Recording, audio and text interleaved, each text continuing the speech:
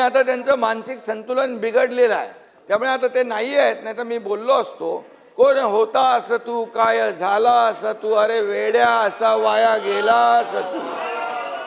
काल जो एक जोर का झटका धीरे से लगा है, त्यामुळे त्यांचं मानसिक संतुलन बिघडलेलं आहे.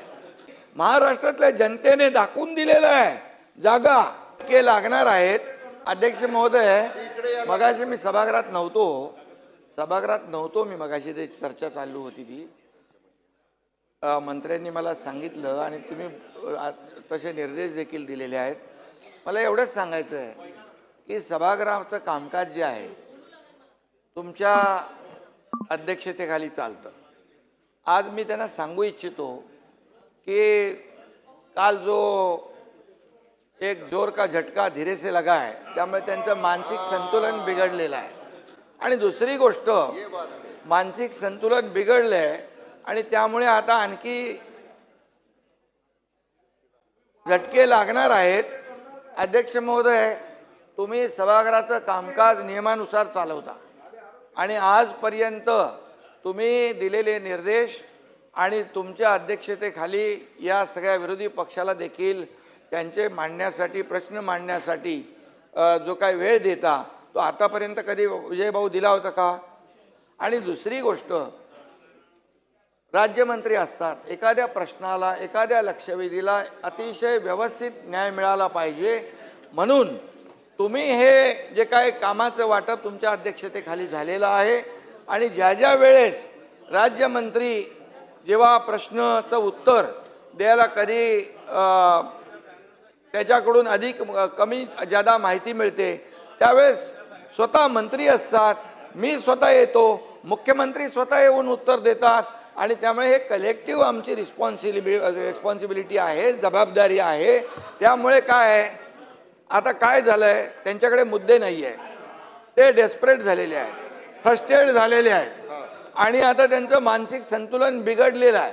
त्यामुळे आता ते नाही आहेत. नाही तर मी बोललो असतो, कोण होता असं तू, काय झाला असं तू, अरे वेड्या असा वाया गेला असं तू, अरे काय आहे.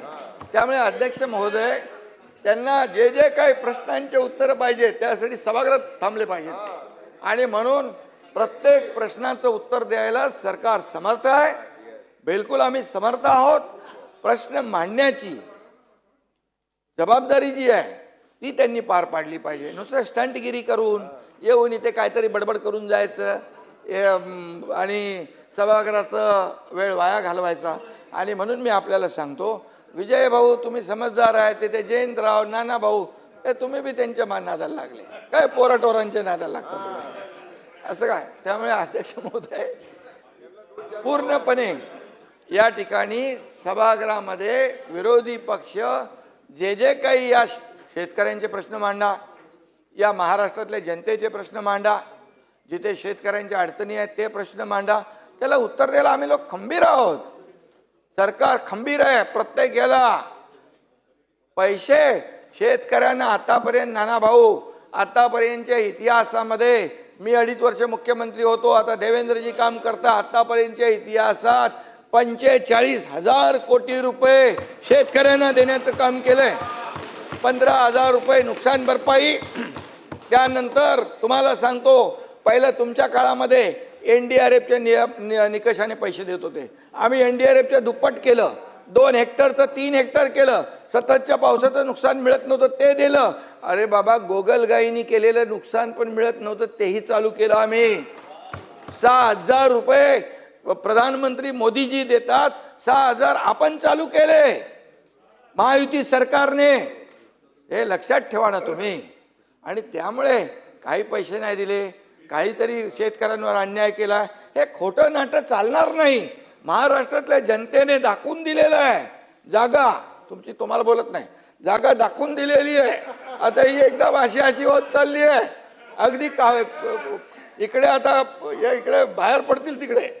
आणि त्यामुळे मी आपल्याला सांगतो, अध्यक्ष महोदयांचा निर्णय अंतिम असतो. अध्यक्ष महोदयांचा निर्णय चुकीचा, अरे तुम्हाला काय बोलायचा अधिकार आहे? अध्यक्ष महोदय म्हणजे नियमाने हे सभागृह चालतं, हे सभागृह सार्वभौम आहे, याचं पावित्र्य राखणं आपलं काम आहे. त्यामुळे आम्ही सगळे काय सर्व 19 ते 22 काय होतं तुम्ही लक्षात, तुम्ही होते ना जयंतराव? 19 ते 22 काय परिस्थिती होती? उत्तर द्यायला कोण सांगायचं? अरे बाबा, सभागृहात तरी बसायची का लोक? सभागृहात तरी बसायचे का?